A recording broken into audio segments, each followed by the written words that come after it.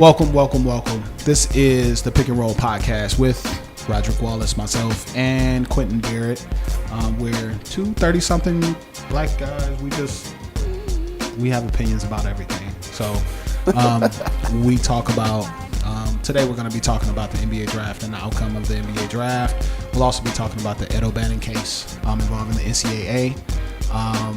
We'll do a record review for Absol's new record. I'm anxious to kind of talk about that. And we'll touch base about a couple of other things. How you doing, Quentin? I'm doing great. Fantastic. So let's get right into it. Let's first talk about the draft. The draft happened last night. Yeah. We all know that one of the best moments of the draft last night was when Isaiah Austin was drafted by the NBA. That was something that was really cool. Yeah. But there were a couple of other notable, obviously a lot of different notable moments and whatnot. What kind of stuck out to you overall in the draft? Well, like you brought up that moment, but I think there's a lot of carryover from previous drafts. Like, we were discussing, some of the clothing choices and just some of the more lighter, funnier things that draft nights bring that make it more of a spectacle, not necessarily about the game of basketball. I think it was another good night for Adam Silver. We were beginning to talk about that earlier. Yeah. He's shown a lot of strong leadership just in the months leading up, dealing with the Sterling case, dealing with other things, and there's going to be challenges facing him, in the near future. So I think him showing up and being as confident and strong again, it just kind of gives it's a great transition from Stern's NBA. So this becomes Silver's NBA last night, and I think that it was an important time for the league, an important time for those young players. Mm-hmm. I've been open about saying that I thought this draft was weak, but the way that the draft was presented last night, the commentator, I think, did a great job of framing the night in terms of these guys really could be the faces of the new NBA. Mm-hmm. So it flies right in the face of the criticism that I had of this draft class. Mm-hmm. I do believe we've seen better draft classes, but, and we're looking at right now, highest rating on ESPN for Nielsen. It was had a great ratings. And see, I'm not even sure why. See, and that to me is something that I'm going to have to dig into, because I thought that this was understood as a weak draft class a couple of months ago. But I think it had a lot to do with the Embiid injury. I think it had a lot to do with Parker versus Wiggins, not necessarily quality of player. That's just me. So who won that? We all know the Cavaliers took Andrew Wiggins first overall. Right. You tell me who won the night? Who won between Wiggins and Parker? Who do you think is in a better position to be successful in their first year? I got to go with Wiggins because he plays with, a great point guard. He plays with a guy that can get him the rock. Okay. Even as avid of a basketball fan as I claim to be, I'm not going to sit here and talk Bucks basketball.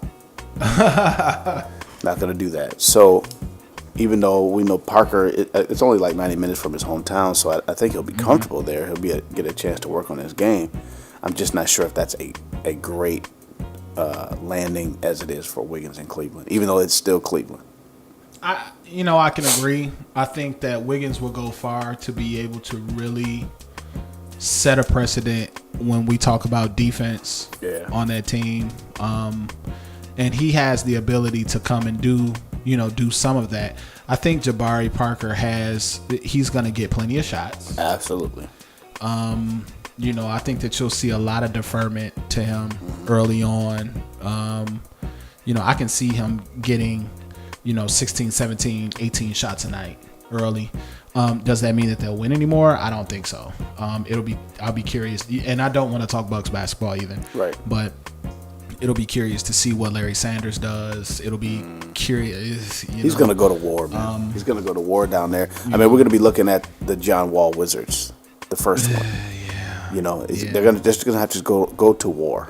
Yeah, he's going to get plenty of shots, plenty of looks. I'm curious about where he's going to play. Is he going to play at the 4? Is he going to play at the 3? That's a good question. I've seen him listed at 6'9". I've seen him listed at 6'8".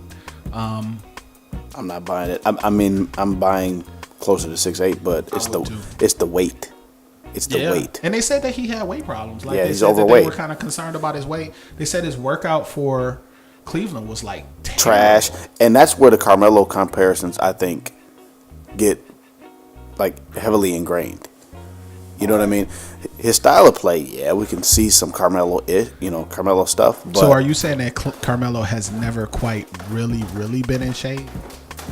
I think he's had problems staying in shape. And I think that, he's had a problem staying in shape at the beginning of his career. I don't think we've had those questions, since he's been in New York, really. I think that was more of a question him coming out of college and when he was in Denver. But these are some of the questions that we're hearing about Jabari Parker now. Is his weight a problem? Is his conditioning a problem? I don't think we necessarily saw that on the court, but when you're talking about making the transition from college to the pros, weight, body type, and how that's going to translate, it definitely becomes an issue. Definitely. I think he has the body to play the four, especially seeing as more fours are becoming stretch. You look at a guy like David West. They kind of have a similar body type. I don't think that he's strong as David West. Nowhere near, I don't think. He might be a little bit pudgier than David West, but I think that he'll do okay. I think, like I said, he's my pick to be Rookie of the Year. Okay. What was most troubling to me was what Philadelphia did. The Joel Embiid pick, I can see, I can understand. I can be in alignment with that 100%. But because the upside is there. The upside is huge, and of course, you're always taking a gamble when you got a big man that's hurt. We talked about that last week. That's right. But taking Dario Saric. Where he may be stashed away for another 2 years. What they've essentially done is they've guaranteed themselves another opportunity at a number one pick next year. And I haven't really looked at the 2015 mock draft or whatever, but I know the Harrison brothers will be out there and some other guys, but I don't think that the draft will have anywhere near as much potential as this one. And the thing about this draft is it was mostly about potential and about projects. And I think with what you talked about earlier in terms of questioning the wealth within this draft, the focus of the draft has changed in the last 10, 15 years, whereas that's all you're drafting. There are no, you have your LeBrons, you have your Anthony Davises, you have very few game changers. Or two or three guys, but how many of these guys are actually going to start next year? Okay, you could say Wiggins is going to start. You could say Parker will start. Is Gordon going to start at Orlando? Yeah. Is he going to start over Nicholson? Yeah, Randall start in L.A. Or Tobias Harris? Or, is Exum? Exum was my favorite, by the way. Exum was my favorite. I love tall point guards. Absolutely. I think that he's going to ball out. I think that that's a good spot to be in with Trey Burke. I love the Marcus Smart pick. Like I said, like we talked about earlier, I think Marcus Smart is big. He has the ability to – he has the body. He's listed, somewhere around 6'3", 6'4", about 220, 225. That's big. Big shoulders, big hands. Yeah. He can create his own shot. You can't bully him off the ball. Yeah. He can run through screens. And so even if maybe, I don't know if his ball handling is NBA ready, meaning bring up the court and dribble down, dribble break down the defense, but coming off of a screen, you're not going to necessarily fight him off of a play they're trying to run because he just is too big. He's too wide. Right. I like Julius Randle going to the Lakers. That's great. I think that's a good pick. I think that they do need to develop somebody inside early. Is he going to be a franchise type, game changer type? I don't know, but he's going to get you, he's going to get you 16-9, consistently for a while until they finally make the transitions they need to get or they get some free agency in. Right. The eighth pick, Nick Stauskas, troubles me though. Because those of us who watch Michigan basketball, we knew that Nick Stauskas could be a little bit of a live wire. Yeah. And he's going to the team. He's going to a team where DeMarcus Cousins is your veteran leadership. There's that. Nick Stauskas will not be that much of a live wire around all those pros. Okay. He was emboldened and entitled by Ann Arbor and by the fan base in Ann Arbor, similar to J.J. Redick and Duke. So J.J. Redick is not as bombastic or as, shit talking if he plays in an environment where they don't respect that kind of an attitude coming from a player like J.J. Redick. And I'm purposely going to expose myself for trying to code the language, meaning a trash talking white dude. All right. Yeah. All right. I'm just going to be open about it. He's not going to do that in Sacramento. He's just not going to. If he gets hot one game, he hits maybe 4 or 5 threes in a row. Yeah, you might see a couple, some chest bumping, but he's not going to do that. But what we did fall into is the same trap that we do every year in every draft. Is whenever we see white players who have some ability to create their own shot, we start to compare them with other white players. I do believe that McDermott and Stauskas could officially be the end of those comparisons. Why do you say that? Because I do actually believe the truth is in what these guys can present. It's usually fool's gold. We always say, hey, this is finally the white player that can actually take players off the dribble, that can actually, do it like some of the black players, to put it crudely. Mm-hmm. I think these guys can. Okay. I really do think these guys can. I think they have a good stutter step and pull up. I don't think Stauskas is all set shot. I don't think that McDermott is a victim of poor competition. I believe he really can fill it up. I don't see Adam Morrison. I don't see those experiments. I don't see Adam Morrison's mustache. Okay, and I don't see those experiments. Do I see consistent 20-point scoring? Probably not. Right. But I think that we're maybe turning a corner where we don't have to necessarily pigeonhole these players into just comparing them to other white athletes. Do you okay, so biggest surprise, Gary Harris going at 19 to Denver, or Mitch McGary going 21st to Oklahoma City? I gotta go with that. It's safe for Oklahoma City because if he doesn't pan out, they're still Oklahoma City. There's no risk there. However, I'm a Michigan man. And I never was very high on Mitch McGary.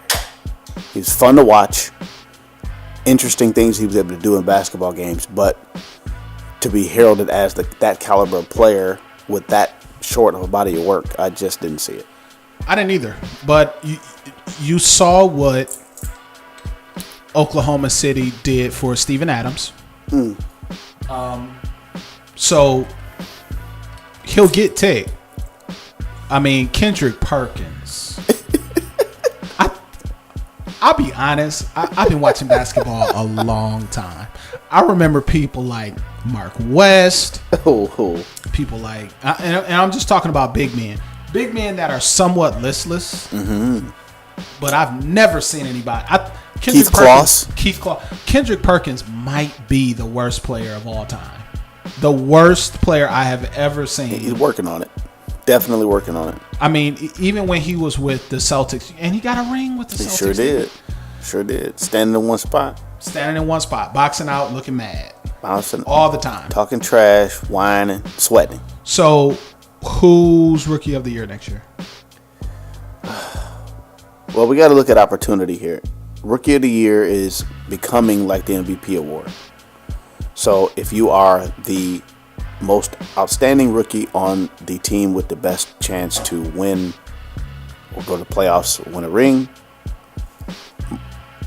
more than likely you're going to be rookie of the year. But I think maybe this year, because we have so much talent and it's so spread out between so many different teams, you're going to look at a rookie of the year that's actually going to come from a small market team again. So I'm going to go with Jabari Parker on this one, and the reason why is because I think that he will be the go-to. Yeah, I think Jabari Parker is going to. He definitely has the best chance, seeing as though he's in the position where he essentially will be the number one option. Yes. However, don't sleep on Noah Vonleh. Think so? I think that the combination of him and Al Jefferson is a 5 feet from the basket kind of traditional post up guy who can still hit a 10-footer. He can hit a 15-footer. Yes, he can. But Noah will get a lot of open looks. Last night they compared him a lot to Horace Grant. Yeah, they did. did. A lot of open looks. He's athletic on the defensive end. He'll come in. He may average 1.5 blocks. You know, he'll get the 20-foot jumper, working the pick and pops and things of that nature.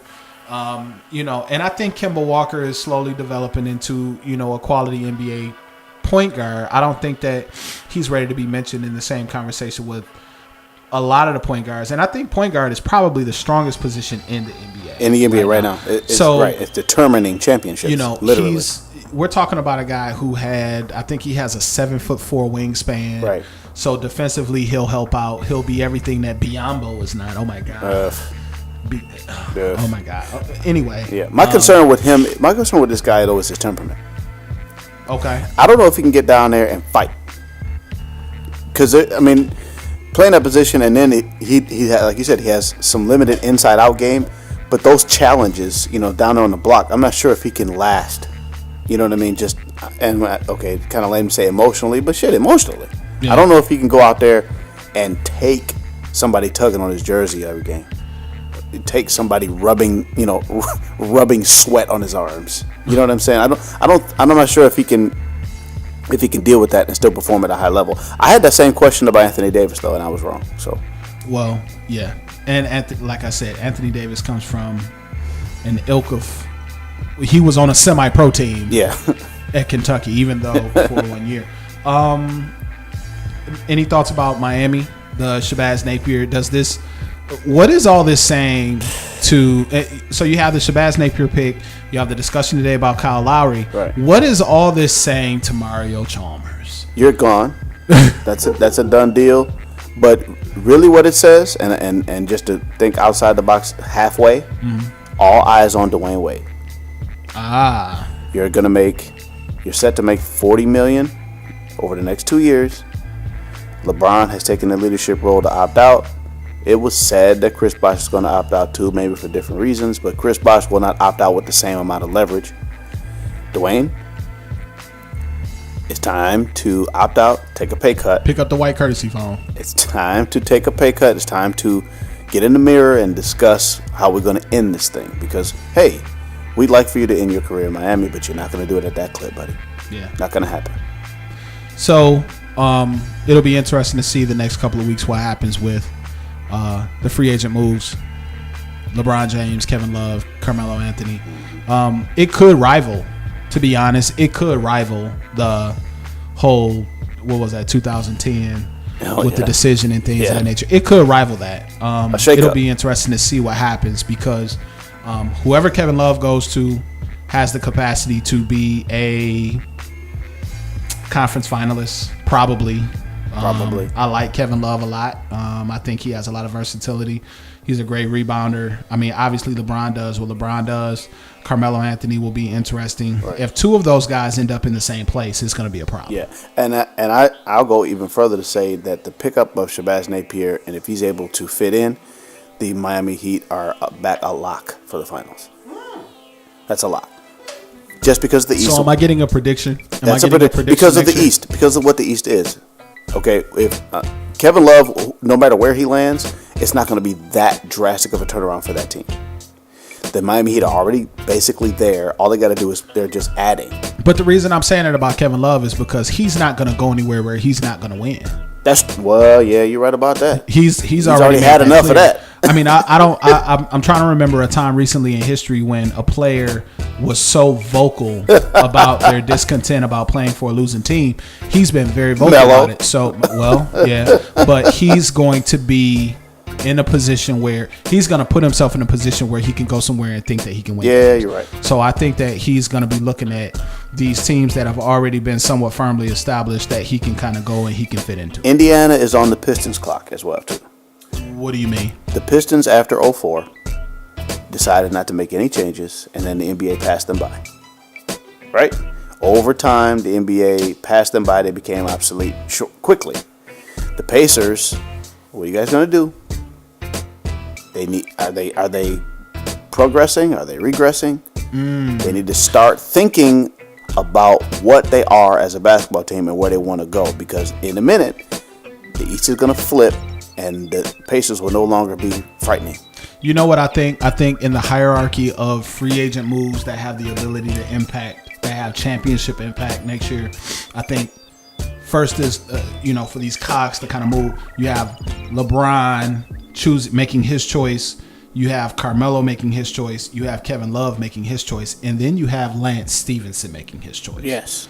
I think that Lance Stevenson's decision is going to make or break Indiana. Absolutely. And for all the negatives that you could potentially say about Lance Stevenson, at the end of the day, he was a glue guy for that team. He was, he had the ability to penetrate. He could shoot a little bit. He was very creative. He could create off the dribble. And Roy Hibbert is not probably going to be that third option for that team. Is losing Lance Stevenson as catastrophic to the Pacers as James Harden was to the Thunder? Would you consider that? Would you consider him? That's a whole nother conversation. When you look back at that trade, was it as catastrophic as we think it could have been? Do you think that James Harden would have become who's become if he stayed there? Nowhere near. But were they a better team with James Harden? I remember when that opening night when he lit up the Pistons for like 38. I was like, okay. Somebody's fucking up. What's his name? Presty.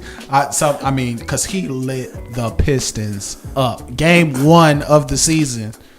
What, last year or the year before that? Told him what the deal was. So it'll be interesting to see what happens. We'll keep our eyes on it over the course of the summer. We'll be talking about free agency next week. As you know, July 1st at 12:01 a.m. is when the craziness will begin again. Hopefully LeBron won't go on TV and talk about what he's doing. Boy, I think he learned his lesson. Yeah.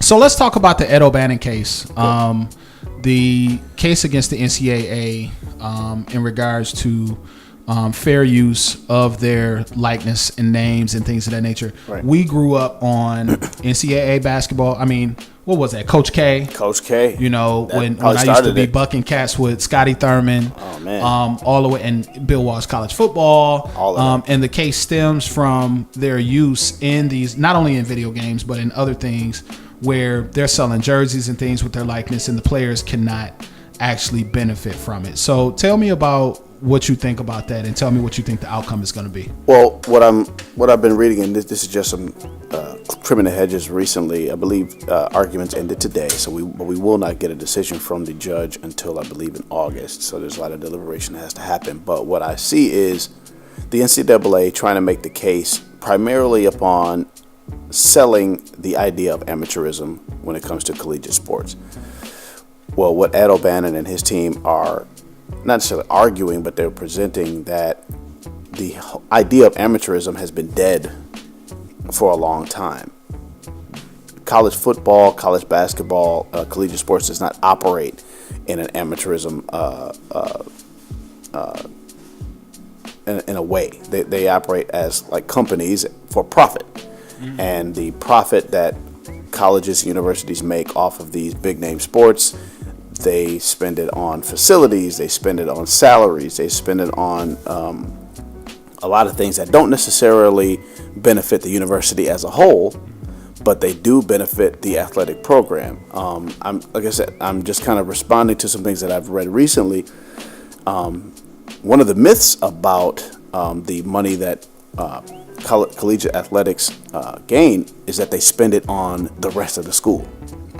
Come to find out, that's not true. They spend it on the sport which made them the most money.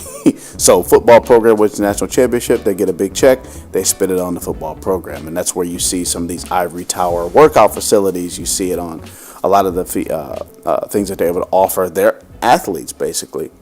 So the Ed O'Bannon case is challenging the idea of what it means to be a student athlete, what it means to be an amateur athlete, and challenging all of those ideas.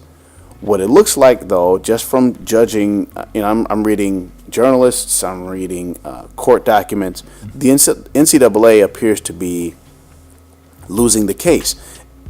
And the reason why they seem to be losing the case is because the argument about, hey, we give these kids a college education, blah, blah, blah. It just doesn't hold water when you look at the windfall of profits that have been afforded to coaches, university presidents. I mean, the idea that a student at your school can win a prominent award like the Heisman, but you as the university president, not the head of the athletic department, not the head coach of the team, you get a bonus because a student at your school wins the Heisman Trophy, but the student who actually won the Heisman Trophy does not get a dime. It's just not holding water, and it's not holding water currently in a court of law. So a lot of those issues are coming out legally, but I think the bigger issue, I think it goes to what you were bringing up earlier. You have to excuse us. We have the our shout outs to the landscaping company. They're actually working outside, so if you pick that up, that's just what that is. We keep it real at the Pick and Roll podcast. It's a reality show. It's reality. So if you hear an edger going, it's perfectly fine. Most of y'all talk in the basement, and people cutting grass next door to you too. Right, exactly. So go ahead. All right, so we are potentially going to lose a video game franchise, which sounds very petty and very childish, but it is a result of it sucks. No, call it what it is. It feels bad because like why can't they get their act together so that we can still enjoy a pastime that we've enjoyed for years, and we may lose things like that. But I heard a very interesting conversation on the radio earlier today. Was there are people that were talking about that people might stop going to games if they pay the athletes. I'm calling bullcrap on that. The pageantry and the spectacle of collegiate sports will go absolutely nowhere if they begin to pay the athletes. I don't think so either. I think and we don't. Although we're exposed to it to a large degree with the whole Michigan versus Michigan State, and I mean, these games are events. Yes, yes, they're cultural events. They are cultural events, and especially when you think about down south. Man, and the activities of boosters and things of that nature. If these players are getting paid, I don't think that it's going to make a huge difference. I think that what you're going to find though is you have to make certain that there is some level of equity involving who makes what. Mm-hmm. Because if I'm an athlete and I go to Alabama and I can make $150,000 a year playing for Alabama versus I can make $15,000 playing for Eastern. Yeah. The differences between these teams will become even greater. And like you look at a team like Missouri. The thing I like about college football is how there's always somebody who kind of pops up. Be it goes in waves. Texas A&M. Right. They get a great quarterback the last couple of years, they become relevant again. Right. Notre Dame goes from being this great heralded program to falling down. Right. You have South Florida Michigan was like top 5 at one time. Exactly. Yeah. You have Michigan that completely falls apart. Right. For a while, and they're still in the process of getting themselves together. That's right. I think if you don't have equity when it comes down to this, you're going to have some major issues unless this is done in concert with there being the establishment of these super conferences. And I haven't been in favor of that. I've never been in favor of the BCS and how that's structured. No. So there will have to be some other structural changes that will make it work. That's an argument that was made during court proceedings about how the NCAA made it's the slippery slope argument, of course. If we do this, how will we do that? If we do that, then how will we do this? But I think it all comes down to a basic argument as how are you to justify the lack of paying for this degree of labor that is affording you all of this money? Like, how do you justify that? It's not like they're children. That's, it's they're willingly participating in this activity. Man, I'm gonna tell you right now, the size of that lawnmower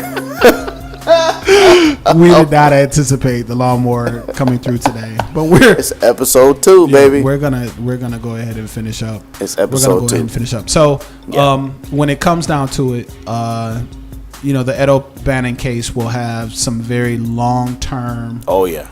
Results. We probably will lose NCAA football unless they get it all figured out.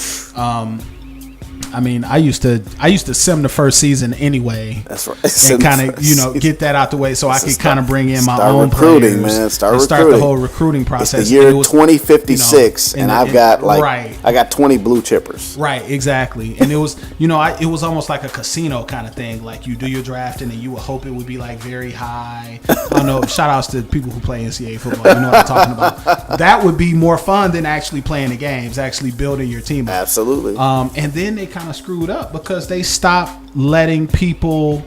I mean, they stopped letting you. I couldn't export my rosters to Madden, and the whole Madden versus 2K thing. That is another show. Gosh, that is another. That's show. A whole nother show. Yeah, and shout outs to people who play video games too. That's grown as hell. I still do it. I mean, it's a fundamental part of who we are. But nevertheless, nothing wrong with that. Let's get to this album review. I'm gonna make this quick, so we won't have. Let's do it. We won't have too much background noise, but Ab-Soul. How could I say this? Okay, so Ab-Soul has the attention of what I like to call the hip hop aristocracy right now. His first release, or the first release that caught a great deal of mainstream attention, Control System, and let's back up for a second. Ab-Soul, member of Top Dog Entertainment, right. Very close with Kendrick Lamar. Has a very interesting history. Grew up in Los Angeles. Suffered from a disease involving light sensitivity. Kind of transcended that. Allowed that to kind of guide a lot of his content, especially on Control System. Some of the which gave him a little bit more of a personal touch. He still has that. TDE has become. They have their own niche when it comes to a style now. When you consider Section 80, Good Kid, Mad City, Habits and Contradictions by Schoolboy Q, the Sylvia demo by Isaiah Rashad that was dropped earlier this year, Control System, and TDE has, this is the third release from TDE this year with Sylvia demo and Schoolboy Q's Oxymoron, and they're planning 3 other releases. I think one is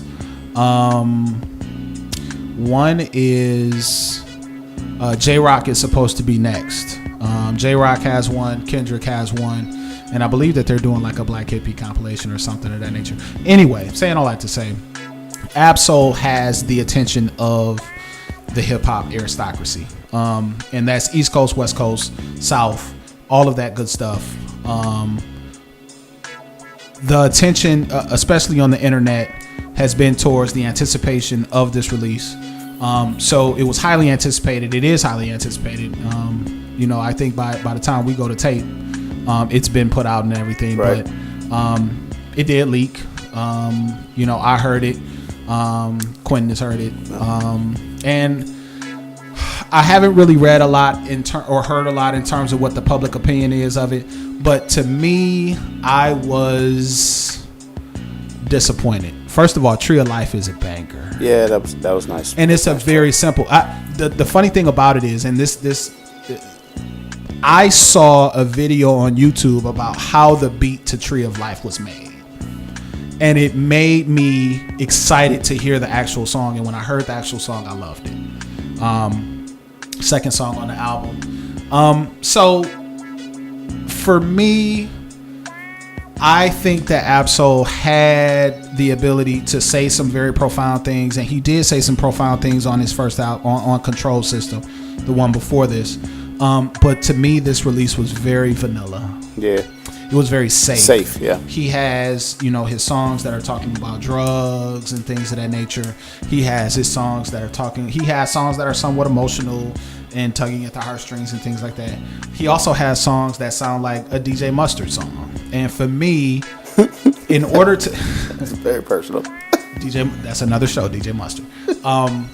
For me, DJ Mustard is hit or miss. It comes, you know, it comes and it goes. And I like to tell the story of, I never listened to the radio. I went somewhere with my wife and we listened to the radio and we heard 8 songs on the radio and 6 of them were produced by DJ Mustard. And he kind of fell right into that with thwack. Yeah. Twacked. Is that like an effort at making some kind of I get that's throwed or whatever it is. Whatever it is for today. But nevertheless, obviously there's a couple of interesting points. There's an interlude by Kendrick Lamar about midway through the LP that essentially does the same thing for Ab-Soul that Ab-Soul's interlude did on Section 80, which kind of, you know, that interlude kind of took Ab-Soul into another stratosphere in terms of gaining a certain amount of attention. Kendrick Lamar came out, you know, he ripped it or whatever. He did what Kendrick Lamar has been doing recently. Well, he's been doing it for a minute now. But to me, I didn't really get a chance. For me, an album has to expose an identity. And even if that identity has been exposed before, there has to be some level of growth. There has to be some level of movement within who that person is as an artist. And I just did not get that sense. I didn't get the sense that there was something new that he was bringing to the table. No, it was like a Cliff Notes. You know, I don't think he established himself as, okay, I'm California, I am this or I am that. He just kind of played down the middle with just about every track. I used that, you know, kind of an analogy earlier when we were kind of chatting this up. Is everybody remembers the way the very first Anthony Hamilton album begins with that great beat, and we hear Jay on the ad lib and everything, and everybody starts nodding their head feverishly before he starts singing. Well, you're already 3 levels in. You know, you're already 3 levels in before you even get a chance to hear the brother sing. That's what I associate with the feeling that I got from this Ab-Soul album. We know his affiliations.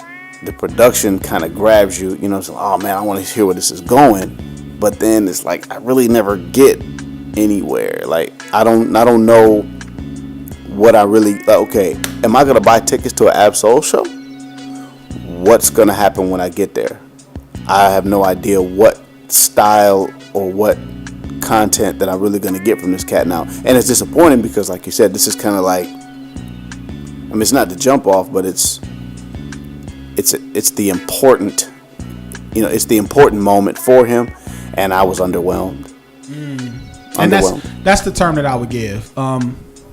Here at the Pick and Roll podcast, we utilize the classic source mic system.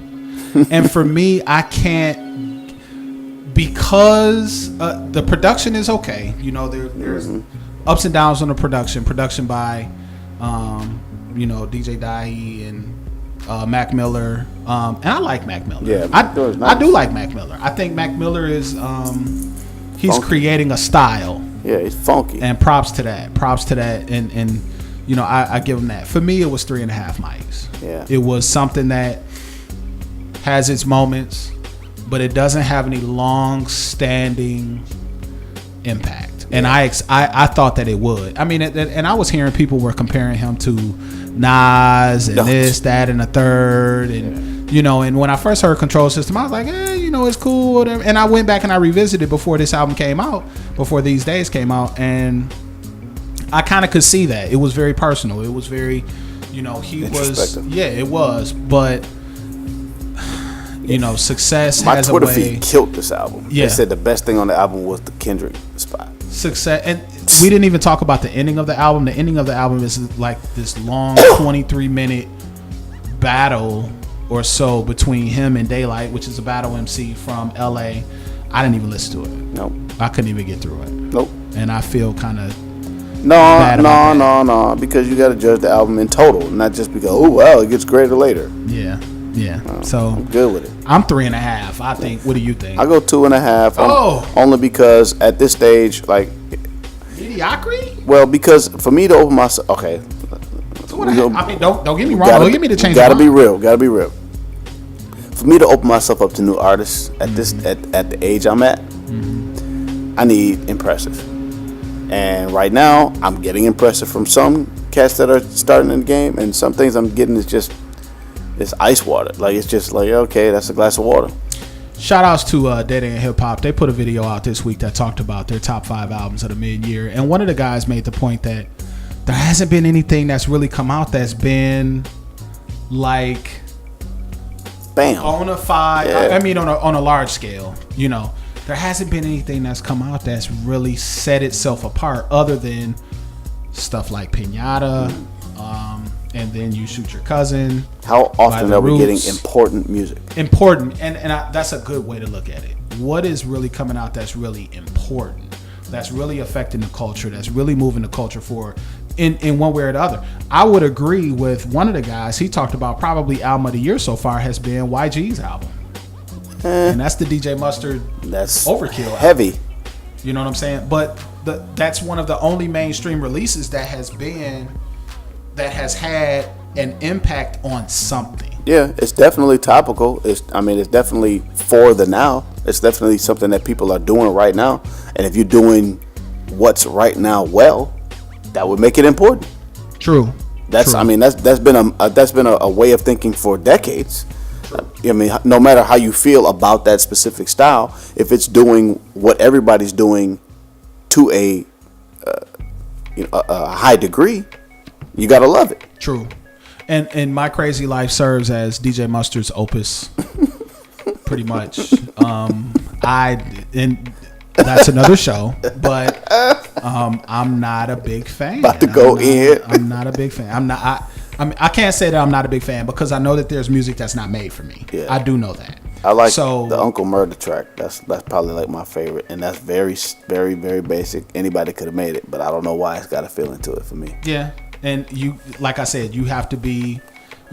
One thing that we talk about is we don't want to get in the mode of always trying to displace our values and angst on music that's not necessarily catered towards us. We're not elitists. When Soulja Boy came out with the Crank That, what is it? Crank That Soulja? Crank That Soulja Boy. Crank That.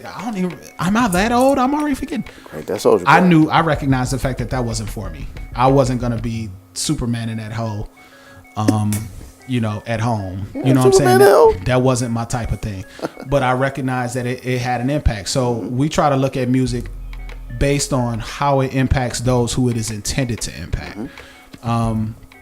So that's pretty much it. That's pretty much it for Ab-Soul. I think he I just felt like he made a very safe album. He had his Rick Ross feature. He had his Danny Brown feature. Schoolboy Q came through. He had a couple of trap beats. He had his DJ Mustard beat. He had his Airy Cloud type rap beat. I'm gonna take the drums out and just rap over the sample with the filter on it, so it just sounds like it's So it was very safe, and so I can't even. And the funny thing about it is, back when I was younger, I was always able to tell you, oh, this is coming out in July, this is coming out in August, this is coming out in September, I'm looking forward to this. I can't tell you what I'm looking forward to the rest of 2014. Wow. I can't. Wow. I can't. Does Jay-Z have another album? I don't know. Is Kanye putting an album out? I don't know. And they could be doing it secretively. But still. Yeah, so that's where we at. If you agree or you disagree, email us. Right. pickandrollpodcast@gmail.com. Hit us on Twitter at PAR Podcast. Right. Let us know. We have a Facebook page, but it is still quite, it's like under construction. So how do you have a Facebook page that's under construction? It's like I set up one for my mother-in-law the other day. Okay. And but we're still working through it. And like I said, this is a grassroots effort. We're definitely trying out a lot of different things, and we want to hear from you. So again, email us at pickandrollpodcast@gmail.com. Hit us at Twitter at PAR Podcast. And we're posting things on PAR Podcast all the time. News that impacts what we discuss, information, fun stuff. So hit us up, follow us. And that's pretty much gonna do it for this week. All right. With the funny thing about it is that the grass cutting is over. It's over, right? And now that we're over, the grass cutting. Cutting is over. So we are out of here like Mario Chalmers. Pick and roll. Peace.